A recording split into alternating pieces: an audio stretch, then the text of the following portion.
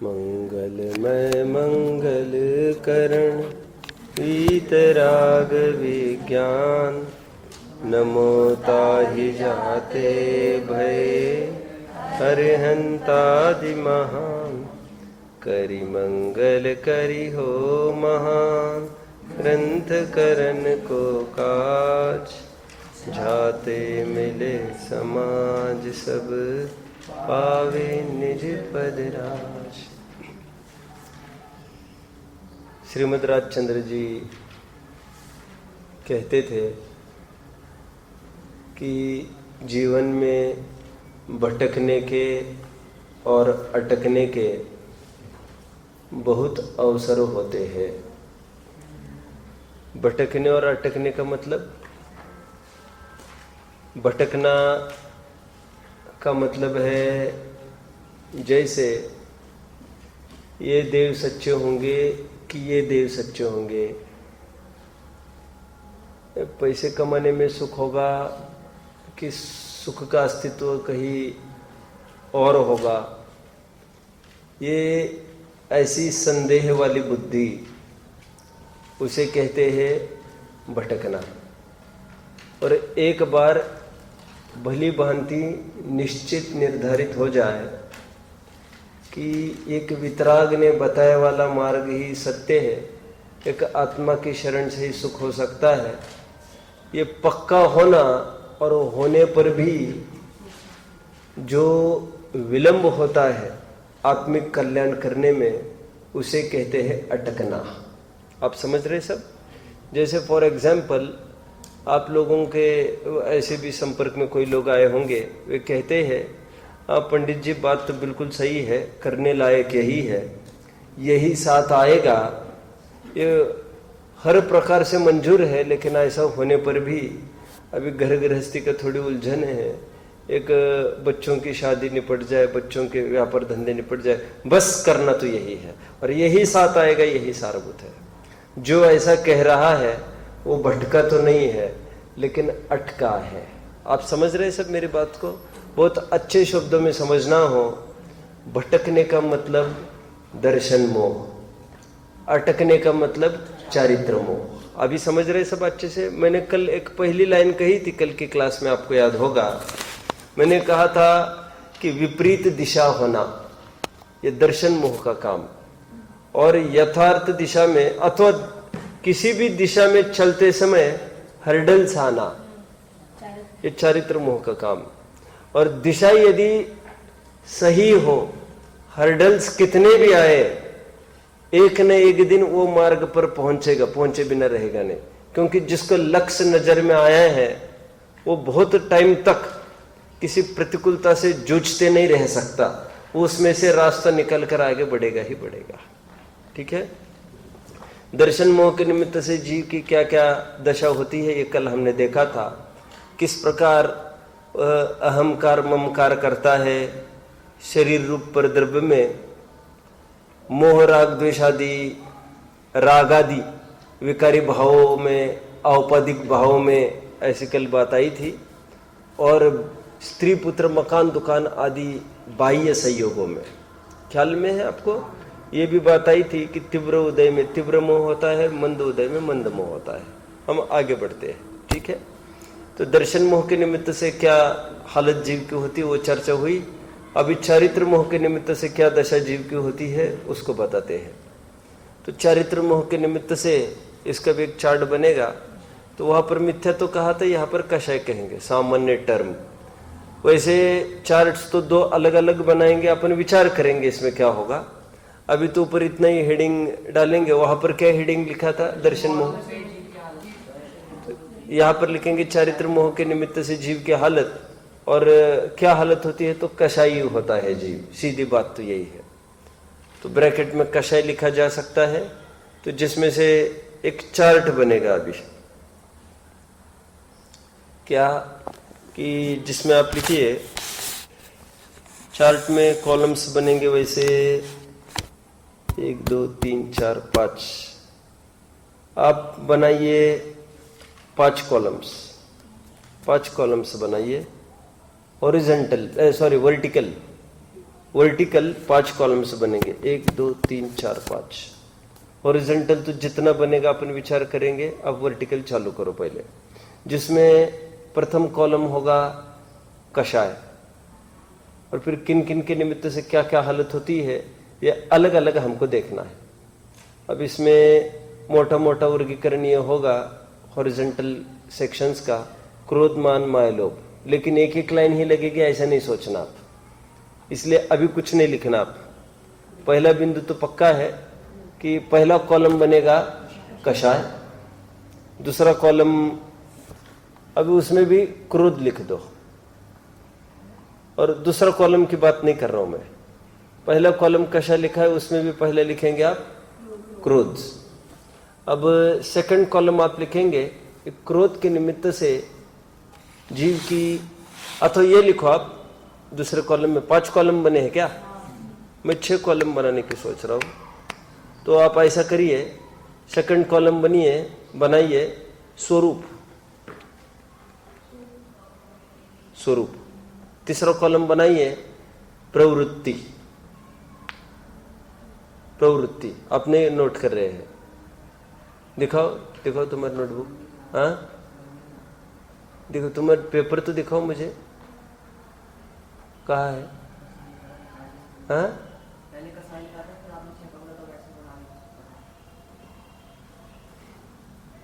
क्या लिखा? स्वरूप, फिर लिखा प्रवृत्ति। 3 कॉलम्स हुए क्या?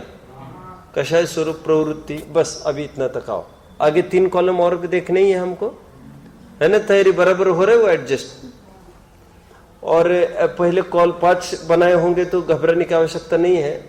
फिर दूसरा कॉलम जो था उसी के बाय 2 कर दो तो भी चलेगा, उसमें कोई ज्यादा नहीं लिखना है। तो इस प्रकार अपने को 6 कॉलम लगेंगे।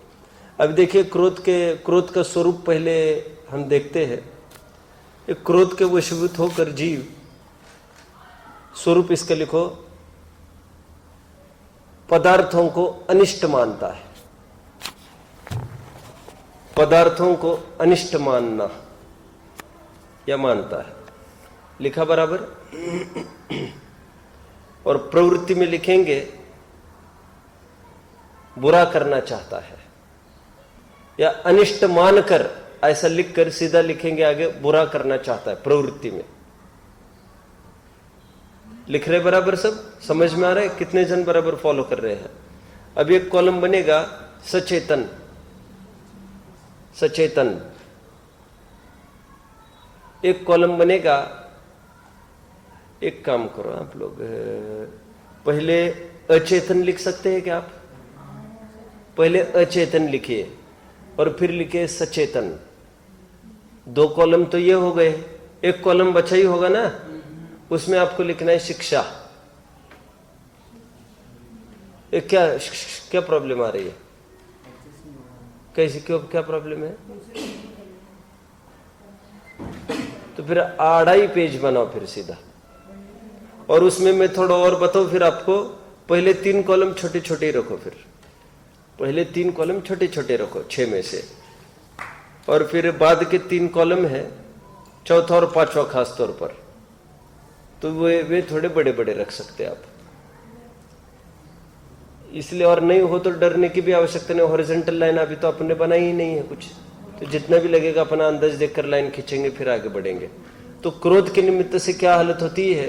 जीव परद्रव्य को अनिष्ट मानता है, और अनिष्ट मानकर क्या करना चाहता है? उसका बुरा करना चाहता है। ये बात फलित हुई, ठीक है।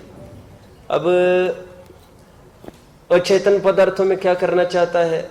जैसे मंदिर आदि कोई अचेतन पदार्थ हो, उसकी तोड़ मरोड़, उसको खत्म करना, मिटाना चाहता है, तोड़ फोड़ करना चाहता है। आप ये इनके लिखेंगे ऐसा, हाँ, तोड़ने फोड़ने का भाव। सचेतन में लिखेंगे शत्रु आदि में वधबंधन,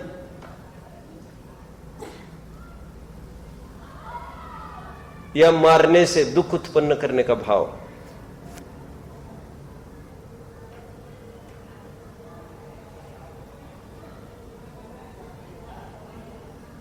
हो गया? एक शिक्षा पर आप आए, अभी हो गया ना? चार्ट पूरा हो रहा है बराबर? और शिक्षा में आप लिखेंगे शिक्षा क्या देना चाहते हैं टोडरमल जी, इसको बताते हैं। क्रोध के वशीभूत होकर जीव क्या क्या करता है सो बताइए यहाँ पर। एक बार अपन यहाँ से पढ़ के देखते हैं, फिर और पक्का हो जाएगा। पढ़ते हैं एक बार, ये शास्त्र में से पढ़ते, देखिए। वह क्रोध का उदय होने पर पदार्थ में अनिष्टपना मानकर उनका बुरा चाहता है। कोई मंदिर आदि अचेतन पदार्थ बुरे लगे तब तोड़ने फोड़ने इत्यादि रूप से उनका बुरा चाहता है। मिल रहा है? तथा शत्रु आदि सचेतन पदार्थ बुरे लगे तब उन्हें वध बंधन आदि या मारने से दुख उत्पन्न करके उनका बुरा चाहता है। तथा बस अभी इतना ही, बस फिर देखते हैं। देखो मैंने आपको नहीं, अभी तक नहीं बोला मैंने। ये टोडरमल जी ने ये जो उदाहरण दिया है यहाँ पर, अचेतन पदार्थ में क्रोध की अभिव्यक्ति, इसमें दिया मंदिर आदि को तोड़ना फोड़ना चाहता है। या ऐसा उदाहरण क्यों दिया टोडरमल जी ने, जरा विचार करो। बराबर, मैंने आपको पहले कभी कहा होगा, नहीं कहा होगा, कि विद्वान सामयिक परिस्थितियों के ऊपर कुछ टिप्पण किए बिना आगे नहीं बढ़ सकता, कुछ उस पर एक कमेंट पास किए बिना आगे बढ़ ही नहीं सकता। और उसका वो अहम दायित्व जिम्मेदारी है विद्वान की, क्या, जो वर्तमान में जो मसला चल रहा है उस पर प्रकाश डाले, उचित अनुचित का।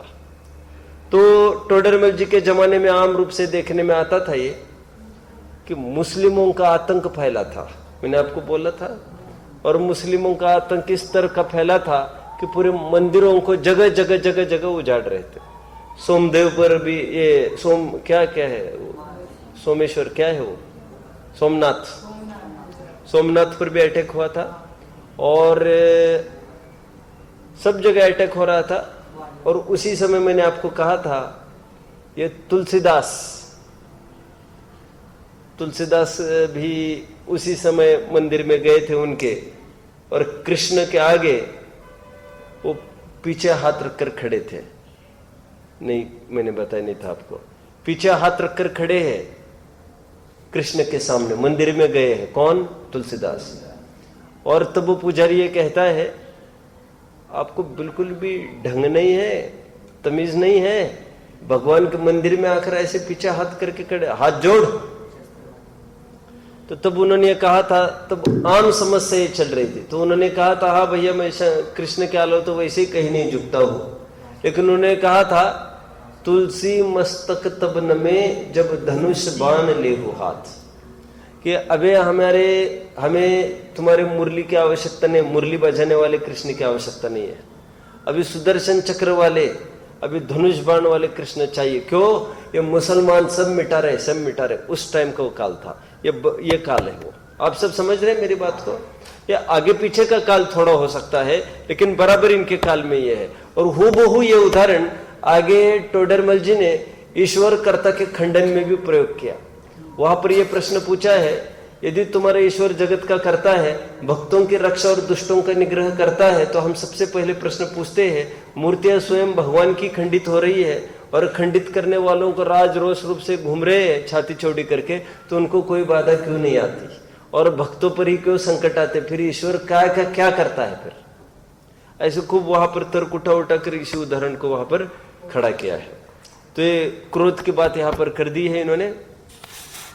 चलिए, तो सचेतन की भी बात हुई। अभी यहाँ पर ये कहते हैं क्रोध की प्रवृत्ति होने पर जीव ऐसा ऐसा करता है जिसको देखते मिटाना चाहता है। फिर टोडरमल जी यहाँ पर एक शिक्षा देते हैं, वे कहते हैं लेकिन दूसरों का बुरा होना तो भवितव्य के अनुसार होता है। मैंने आपको निमित्त उपादान पढ़ाया था, तब मैंने ये स्टेटमेंट्स पढ़ के दिखाए थे, आपको याद होगा। उसमें भवितव्यता, तत्समय की योग्यता का प्रकरण चला था, तो उसमें मैंने पढ़ के दिखाया था। वहां पर यह कहा था आप स्वयं क्रोध करें, लेकिन दूसरों का बुरा होना तो भवितव्य अधीन है। आप स्वयं क्रोध करके क्यों पाप बंद करता है? ये शिक्षा दी है। देखिए, इस प्रकार क्रोध से तो बुरा चाहने की इच्छा तो हो, बुरा होना भवितव्य अधीन है। समझ में आता है? तो शिक्षा क्या लिखेंगे? एक शिक्षा दी है क्या कि किसी का बुरा होना भवितव्याधीन है। और शिक्षा तो सीधी नहीं दी है खैर, लेकिन शिक्षा ये इसमें निकली जा सकती है कि अपन क्यों बुरा भाव करें, क्यों क्रोध करें। आगे बढ़ते हैं। मान में आप आइए, आगे बढ़ते हैं। मान का स्वरूप भी आप लिखेंगे अनिष्ट मानकर, पर पदार्थ में को अनिष्ट मानकर उसे नीचा दिखाना चाहता है। लिख दिया आपने, 3 कॉलम लिख दिए। 3 कॉलम हो गए क्या?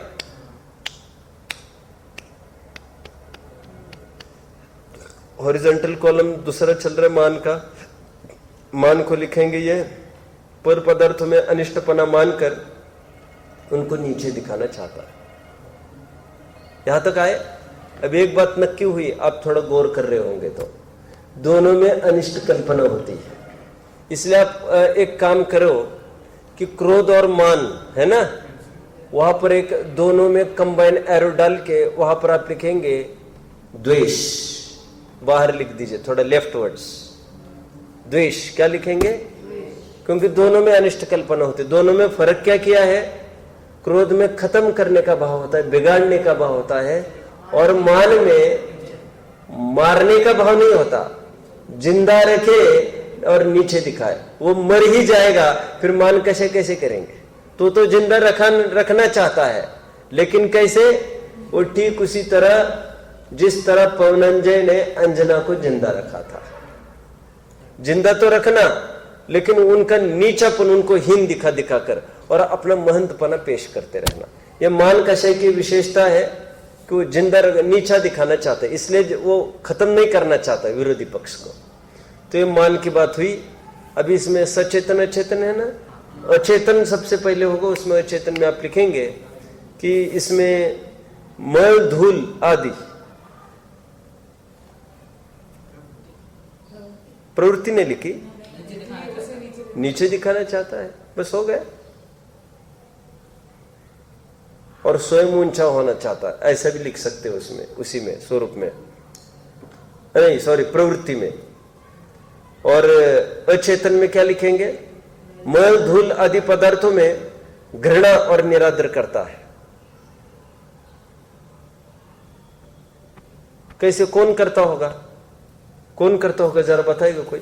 मल धूल में जैसे एकदम गंदा लड़का कोई आकर खड़ा हुआ, हट हट हट, क्या कर रहा है? ये आप लगने को क्या लग रहा है? सचेतन पदार्थ के प्रति अनिष्टपना किया जा रहा है, हटने का। लेकिन वही साफ सुथरे कपड़े पहन कर आए, फिर उसके प्रति ऐसा नहीं करता, उसको नहीं नीचे दिखाना चाहता। आप समझ रहे हैं? तो कोई मलिनता युक्त बात हो, अरे इतना ही क्यों, कोई वृत्ति त्यागी समाज और उसको कोई ग्लानिमय चीज लगे उनकी कि अरे ये तो नहाते भी नहीं है, अथवा ये दाढ़ी वाड़ी भी नहीं बनाते, कितना गंदा दिखता है, चप्पल भी नहीं पहनते, छी। अब इसको देखकर ही कोई ग्लानि करे तो इसको ऐसे कह सकते हैं, मल धूल देखकर उनकी ग्लानि करना। कितने जन ऐसा कहते ना मुनिराज के बारे में, ये कितने कभी स्नान नहीं करते, छी। तो मल धूल, ये अचेतन पदार्थ के प्रति ग्लानि करना, ये हो गया। अभी सचेतन में आइए।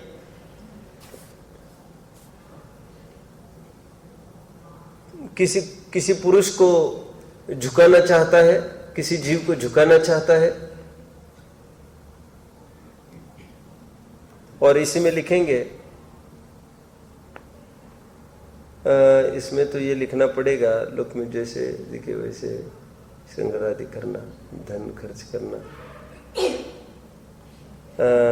एक के सचेतन में आएगा, क्या चेतन में आएगा? हीन देखना। इसमें ऐसे लिखिए, प्रवृत्ति में लिखिए आप, प्रवृत्ति में श्रृंगार आदि करके, प्रवृत्ति में कंटिन्यू करो आगे, श्रृंगार आदि करके तथा धन खर्च करके औरों को हीन दिखाकर स्वयं को, ये तो लिखा ही है ना आपने, औरों को हीन दिखाकर स्वयं को ऊंचा करना, बस इतना ऐड करो बस ब्रैकेट में, क्या? श्रृंगार आदि करके तथा धन खर्च करके भी, बस एट ए ग्लास का चार्ट बना रहे अपन ये पूरा। अभी शिक्षा कर रहा होगा ना बस। शिक्षा में इतना ही लिखेंगे आप कि मान से तो महंत होना चाहता है, लेकिन महंत होना भवितव्यता अधीन है, भवितव्याधीन है। दूसरा हुआ, आगे बढ़ते हैं। आगे तो बहुत अच्छी शिक्षा देंगे ये, तीसरे अध्याय में और अच्छा प्रकरण चलेगा, तो वहां पर और देखा जाएगा।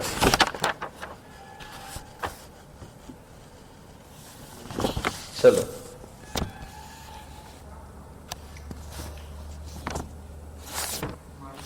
माया की तरफ बढ़ते हैं। आइए, ये मिलता जुलता रूप आपको थोड़ा सा देखना हो ना, आप तीसरा अध्याय थोड़ा सा खोलना।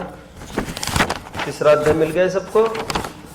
अब मैं कुछ पढ़ के दिखाऊंगा, उसकी तरफ थोड़ा ध्यान देना। तीसरा अध्याय 52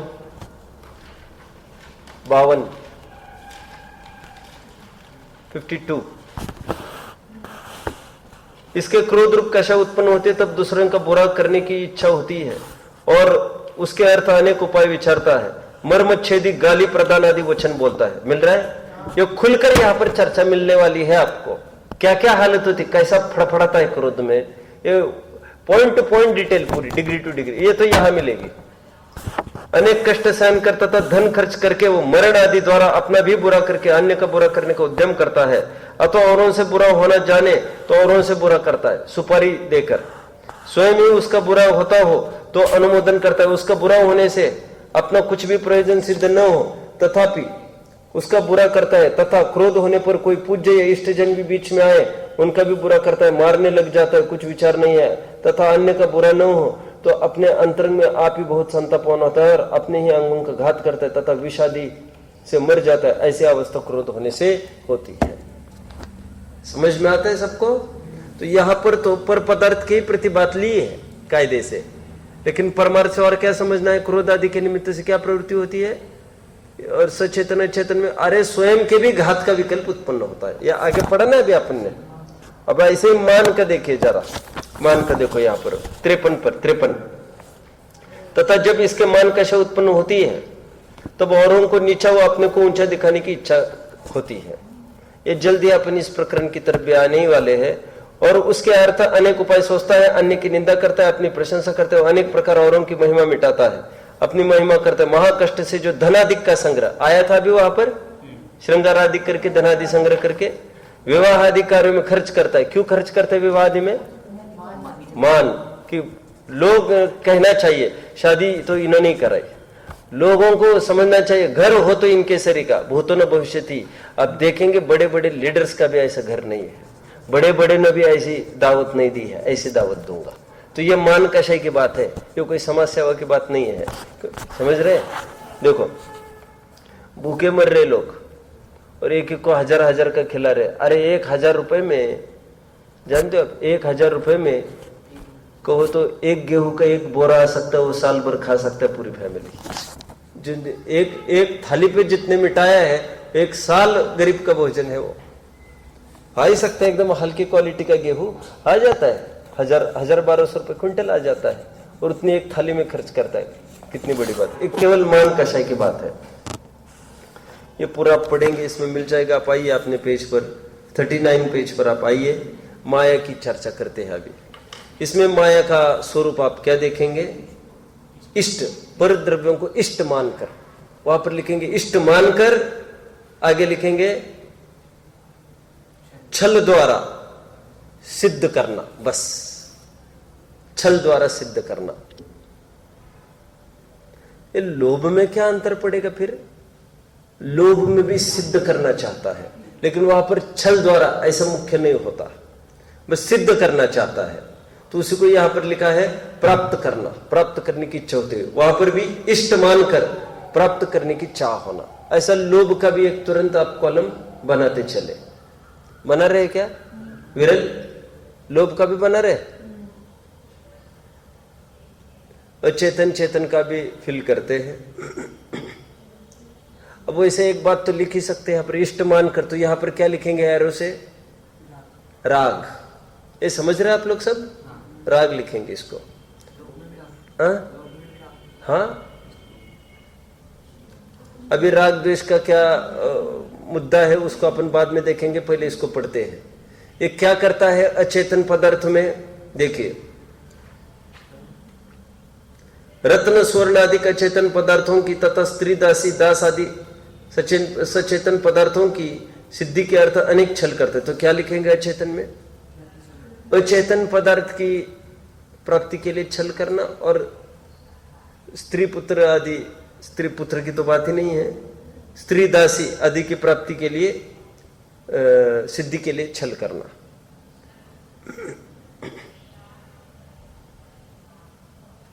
पुत्र भी हो सकता है, ऐसी कोई बात नहीं है। पहले जमाने में तो ऐसा बहुत करते थे। इसका बच्चा उठाया छोटे छोटे हालत में और वो ट्रांसफर कर दिया यहाँ वहाँ, तो छल से ऐसा कर लेते थे, चोरी कर लेते थे। आगे अभी इसका क्या लिखेंगे? शिक्षा इष्ट सिद्धि तो भवितव्याधीन है, तो क्यों पाप बंद करना माया कषय करके? तो अपने शिक्षा में डालते गए हैं पूरा। हालांकि यहाँ पर शिक्षा नहीं कह रहे, यहाँ पर तो वस्तु स्वरूप दिखा रहे हैं। क्या क्या वस्तु स्वरूप ऐसा है कि हमारे कषय के अनुसार सामने में परिणमन नहीं होगा, वो तो भवितव्यता अनुसार होगा। तो यहाँ पर तो हेडिंग क्या चाहिए? वस्तु स्वरूप। लेकिन हमने शिक्षा दिया है तो उसके साथ और क्या जोड़ना पड़ेगा?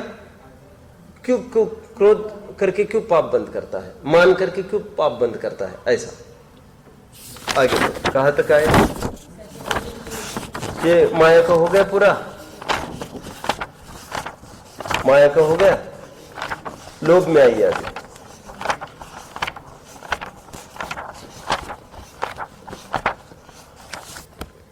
लोभ में देखिए, इसमें अचेतन में लिखना है बराबर। वस्त्राभरण धन धान्य आदि की तृष्णा करना। सचेतन में लिखेंगे स्त्री पुत्र आदि की तृष्णा करना। बस हो गया, ये चार्ट अपना पूरा हो गया। हाँ क्या क्या? शिक्षा भवितव्यताधीन है। शिक्षा एक वर्ड में सब जगह लिख सकते हैं। क्या कि परद्रव्य में परिणमन होना भवितव्यताधीन है, इसलिए आप स्वयं कषय करके क्यों पाप बंद करता है, ये कॉमन हो जाएगा सबके लिए। और वस्तु स्वरूप क्या लिखेंगे? एक कॉलम यदि और बनता सातवां, वस्तु स्वरूप क्या लिखते? भवितव्यताधीन। बस बोलो। स्टार्टिंग में जहाँ पे हर कषाय स्टार्ट होती है वहाँ पे लिख रखा है तथा माया उदय आने पर, वहाँ पे जहाँ पे आपने दिखाया था वहाँ पे भी ऐसा लिखा है जब इसकी ये होती है, जैसे जब इसकी ग्रोथ होती है। हाँ। वो तो निरंतर होते रहता है, उदय भी निरंतर आता ही है, तो फिर ऐसा क्यों गिनाया? बैठो, किसने कहा उदय निरंतर आता है? ऐसा है, क्रोध मान माया लोभ का उदय निरंतर नहीं रहता है। चारों में से एक का ही किसी का भी उदय आता है। मैंने आपको कहा था उदयावली में चारों रहते हैं, लेकिन एक रूप ही संक्रमित होकर आते हैं। जिस समय जिसका उदय होगा वो हावी होगा। इसमें कदाचित कारण कार्य भी बनता है। बहुत बार क्रोध हो तो मान भी होता है, मान हो तो माया भी होता है। एक समय में एक ही अभिव्यक्ति होती है, लेकिन हम पहचान पाएंगे जरूरी नहीं है ये क्रोध हो रहा है कि मान हो रहा है। ये बहुत मुश्किल है, हम स्थूल रूप से बताते हैं। और कभी कभी वो क्रोध भी कह सकते, मान भी कह तो सब सकते हैं, लेकिन एक्चुअली स्पीकिंग वो एक ही का उदय एक समय में आता है। ठीक है, आपने जो अभी बोला उसको थोड़ा मैं पढ़ के दिखाता हूँ। आइए एक पेज टर्न करिए थोड़ा सा। ये प्रश्न आया तो पहले पढ़ के दिखा। देखिए 40 पेज पर आप आइए। तथा क्रोधाधिक चारों कषयों में से एक काल में एक ही का उदय होता है। मिल रहा है? इन कषयों के परस्पर कारण कार्यपना है। कारण कार्यपना कैसे? कोई सिद्ध करके दिखाएगा? उदाहरण से बोल के दिखाओ। कोई सिद्ध करके दिखाएगा? कारण कार्यपना तरकीब से कोई सिद्ध करके दिखाएगा? बोलो। जैसे कि किसी पे मान कषय हावी है, हाँ, सामने वाले ने उसको इतना सम्मान नहीं दिया, उसको क्रोध आएगा। बराबर, क्रोध आएगा। बराबर, कोई मान कषय जिस पर हावी है, सामने वाला बात नहीं मानते तो क्रोध तो आएगा ही आएगा। और फिर क्रोध नहीं आया, वो क्रोध आया तो उसको मारने की कोशिश करेगा, फिर उसको अपने अधीन करने का प्रयास करेगा। सहजता से नहीं होवे अधीन, छल द्वारा करने का प्रयास करेगा। हो गया कारण कार्य, चारों घटित हुए। और बहुत अच्छा उदाहरण बोलो, रावण का है। रावण क्रोध मान माया लोभ सब देखने में आते हैं। ठीक है, एक मान कषय तो थी ही कि मैं युद्ध करके लौटाऊंगा बेटो। और क्रोध किस प्रकार था? क्रोध ये था, अभी सीता नहीं मानती तो उसको कभी ये कहता टुकड़े टुकड़े करके फेंक दूंगा तुम्हारे। मानते है कि नहीं मानती है? क्रोध, फिर कभी मायाचारी कितने कितने रूप बदल बदल के आता था, ये मुझे प्राप्त करे। और लोभ, ये साक्षात लाए है, लोभ तो है ही, ऐसे कारण कार्य होता रहता है। आगे, क्रोध से मान अधिक हो जाते हैं, मान से क्रोध अधिक हो जाते हैं, इसलिए किसी काल में भिन्नता भाषित होती है, किसी काल में भाषित नहीं होती। ये समझ में आता है? यही मैंने अभी बोल के दिखाया था सुइन का। अब बीच में मैं मेरी तरफ से कुछ और कहूंगा, फिर अपन प्रकरण को फिर जुड़ जाएंगे। देखो, कषाय के 3 काम है। कषाय एक तो दूसरों को काटती है, दूसरों के दिल को काटती है। सेकंड बात, एक कषाय दूसरे कषाय को काटती है। तीसरी बात, एक कषाय स्वयं ही अपनी उसी जाति की कषाय को काटती है। 3 बातें कही। क्या क्या कहा? दूसरे के दिल को काटती है, जैसे बदतमीज दूसरों को नाराज किया। स्वयं अपनी एक कषाय दूसरी कषाय को कैसे काटती है? देखो, ऐसे काटती है, ऐसे काटती है। लोभ यदि बहुत हावी हो जाए, सेठ दुकानदार को लोभ बहुत हावी हो जाए, जैसे जो ग्राहक आ रहा है उसके पास उधारी है 5 लाख, और वो कुछ बोल भी देवे सेठ को, तो सेठ इस डर से, किस डर से, इवन 5 लाख चला ही जाएगा, वो फिर भी क्रोध नहीं करता। तो क्रोध नहीं करके, अरे साहब आप तो मजाक भी नहीं समझते हैं, मैं क्यों कह रहा हूं, ये एक कषाय दूसरे कषाय को काटती है, मतलब ये लोभ ने उसके क्रोध को काट दिया। कितने जन समझ रहे हैं बात को? और फिर कभी कभी उल्टा भी होता है। अभी क्या बताया? लोभ ने क्रोध को काट दिया। कभी कभी ऐसा भी हो सकता है, बहुत लोभी जीव, बहुत पैसा तो, लेकिन थोड़ा भेजा सटका तो फटाफट गए, तुम्हारे पैसे की कुछ आवश्यकता नहीं साहब, कल से हम नहीं आएंगे। अरे बिल्कुल नहीं आना, हम कोई भूखे नहीं मरने वाले हैं। थोड़ी से क्रोध ने उसके लोभ को भी काट डाला। आप सब समझ रहे हैं मेरी बात को? अपनी ही एक कषाय अपने ही दूसरे कषाय को काट डालती है। तीसरी बात, अपनी ही एक कषाय उसी जाति की कषाय को काट डालती है। कैसे? जैसे लोभ है, हमको लोभ है सम्मान, मान प्रतिष्ठा का, तो उसके पीछे हम लाखों रुपए मिटा रहे हैं। पॉलिटिक्स में बहुत जन मिटाते हैं, इलेक्शन आदि में लाखों करोड़ों मिटा रहे हैं। काय के लिए? इसमें मुझे सिद्ध क्या करना है, कोई बताएगा? सिद्ध क्या हुआ? स्वर्णिम सिद्ध करके दिखाओ। कि जो एक जाति कषाय है वो दूसरी जाति कषाय को दबाती है, जैसे कि नहीं, अभी उसी जाति की दूसरी कषाय को, और उसी जाति की कषाय को दबाती है, अर्थात उसी कषाय को दबाती है, कहना है। बोलो। जैसे कोई नेता है तो वो वोट्स मांगता है। नहीं, सिद्ध क्या किया उसमें अपन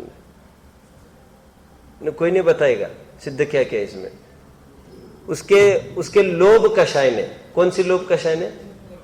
जीतने, मान प्रतिष्ठा के लोभ ने। बोलो बोलो, बात को पूरी करो। धन के लोभ को काट डाला।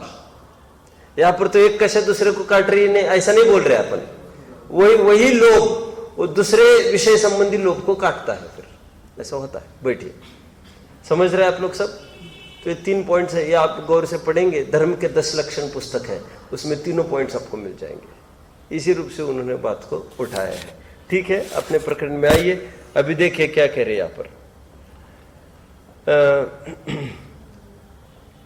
कषाय 4 प्रकार की है, कह रहे अनंत अनुबंधी, अप्रत्यक्षानावरण, प्रत्यक्षानावरण, संचलन। उनको परिभाषित कर रहे हैं, एक एक को किस प्रकार परिभाषित कर रहे देखते हैं हम। अनंत अनुबंधी उसको कहते हैं जो कषाय सम्यक्त और स्वरूपाचरण चारित्र में बाधा डाले, वो अनंत अनुबंधी। ये पिछले साल हमने सब पढ़ा है, आपको याद होगा। उसके पिछले साल पढ़ा है क्या? उसके पिछले साल गुण स्थान में अनंत अनुबंधी किसे कहते हैं? जो मतलब मिथ्या को प्रकट रहने दे और उसे में बाल डाले। मैंने अभी क्या बोला, कौन बताएगा? और खटकने वाली बात क्या है? अब इसका चार्ट बनाए, चार्ट बनाओ। अनंतानुबंधी, अप्रत्यक्षानावरण, प्रत्यक्षानावरण, संज्वलन, चारों हॉरिजॉन्टल, एक कॉलम, सेकंड कॉलम, 2 ही कॉलम बनेंगे वैसे तो। ऊपर हेडिंग डालेंगे एक तो कषाय, और राइट में डालेंगे कि घातता है या वध्य। सेकंड कॉलम वध्य, फर्स्ट कॉलम घातक। वध्य मतलब समझ में आ रहा है? घाता जाने वाला, कौन घाता जाता है उसकी चर्चा दूसरे कॉलम में करेंगे। कितने जन बात को समझ रहे हैं? दूसरे कॉलम में क्या लिखेंगे अनंत अनुबंधी के सामने? क्या लिखेंगे? किसको घातता है अनंत अनुबंधी? किसको घातता है अनंत अनुबंधी? किसको घातता है मांचू? सम्यक्त और स्वरूपाचरण को। समझ रहे?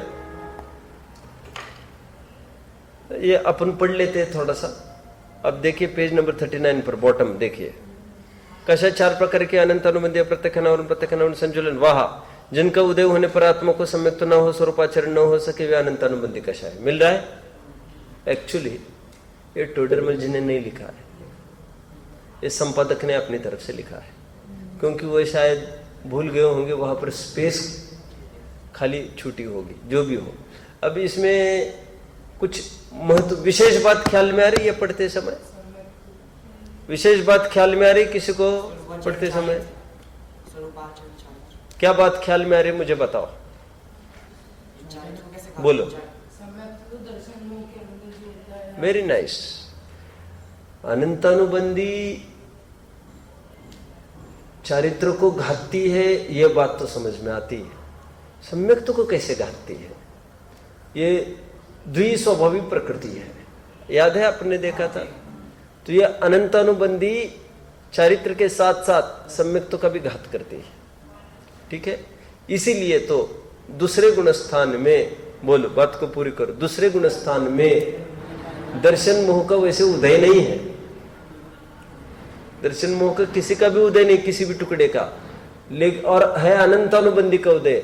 ऐसा होते हुए भी वहां के श्रद्धान को मिथ्या श्रद्धान कहा है, क्योंकि द्विस्वभाव प्रकृति है, वो दोनों का घात करती है, चारित्र का भी और सम्यक्तों का भी। अनंतानुबंधी चलना है आगे। तो और दूसरी महत्वपूर्ण बात इसमें यह है, चौथे गुणस्थान में स्वरूपाचरण चारित्र बोला जा रहा है। जिनका यह कहना है स्वरूपाचरण चारित्र मुनि अवस्था में होता है 6वें 7वें गुणस्थान से, तो उनको समझना चाहिए इस स्वरूपाचरण चारित्र चौथे से ही चालू होता है। स्वरूपाचरण चारित्र तो चारित्र का स्वरूप है, ये कोई भेद नहीं है।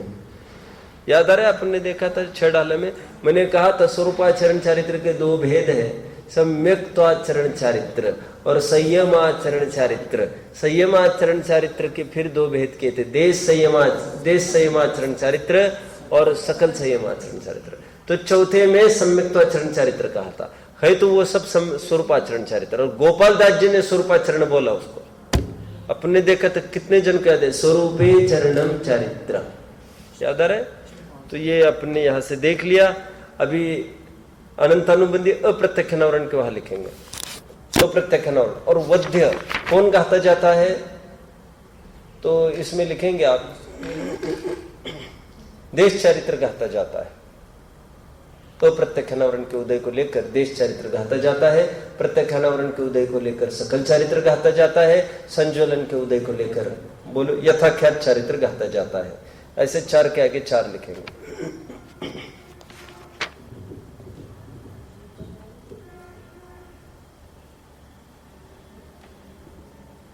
हाँ हाँ,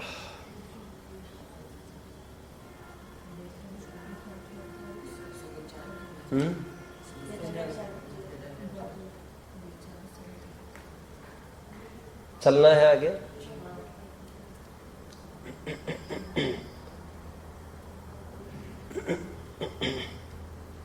एक चार्ट बन गया होगा ये, है ना। तो वध्य घातक के रूप में आपने चार्ट बनाया, सबका एक एक स्वरूप बता दिया टोडरमल जी ने।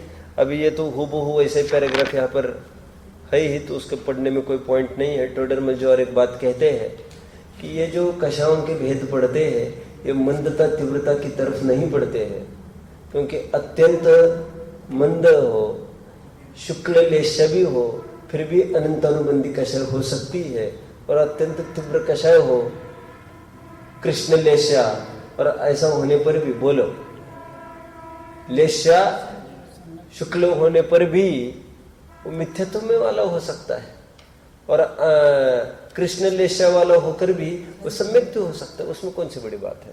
तो इसको लेकर तो कोई बात ही नहीं कह रहे।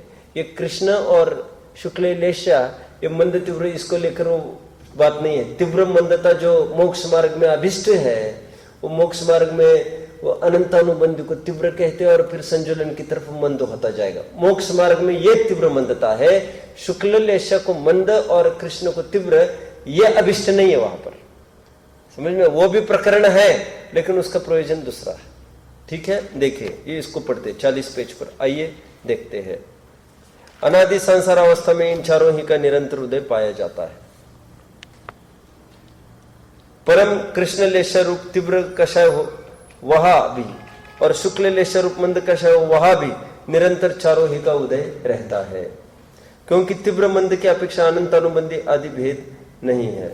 सम्यक तो अधिक का घात करने की अपेक्षा यह भेद है। आप समझ रहे हैं? इन्हीं प्रकृतियों का तीव्र अनुभाग उदय होने पर तीव्र क्रोध आदि होते हैं, मंद अनुभाग होने पर मंद होते हैं। ठीक है, आगे बढ़ते हैं। अभी ये कुल मिलाकर इतना ही कह दिया इन्होंने कि शुक्ल और कृष्ण लेश इनकी तीव्रता मंदता को लेकर कोई बात नहीं होती। यहाँ पर तो अनंतानो ये जो स्तर है वो सम्यक तो आदि को घात करने की अपेक्षा से स्तर इन्होंने दिया है। अभी कषाय और नो कषाय के बीच में थोड़ा सा आप वर्गीकरण लिखेंगे, फिर शेष चर्चा कल करेंगे। आपको कुछ याद आ रहा है? कषाय और नो कषाय के बीच में कुछ मैंने कहा था, पिछले साल कुछ कहा था। कषाय नो कषाय में अपने कुछ क्लासिफिकेशन किया था। मैंने कहा था एक पॉइंट, नो कषाय जब भी उदय में आती है वो कषाय के सहयोग से ही आती है, और कषाय स्वतंत्र रूप से भी उदय में आती है। पॉइंट 1 याद आ रहा है ये पॉइंट? सेकंड पॉइंट क्या था? कषाय का अनुभाग विशेष होता है और नो कषाय का अनुभाग विशेष नहीं होता है।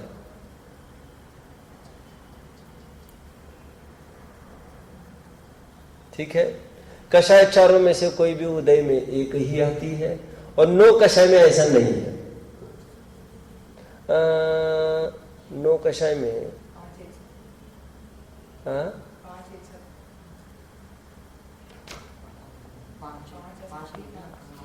अपनी चर्चा की थी ना थोड़े दिन पहले, तो उदय की अपेक्षा चर्चा नहीं थी, लेकिन बंद की अपेक्षा चर्चा थी। चलो अभी इस पॉइंट को हटा दो आप तो।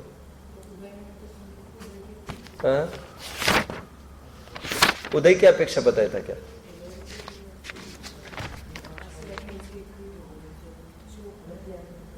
पेज नंबर 27 पर अपन ने थोड़ी सी चर्चा की थी, आपको याद होगा।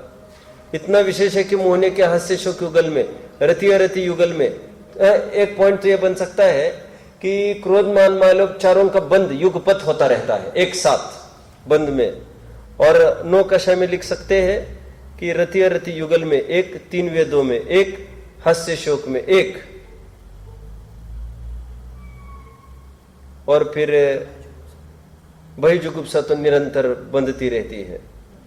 तो इतना थोड़ा बंद की अपेक्षा ये फर्क पड़ेगा, ये भी एक पॉइंट हो सकता है।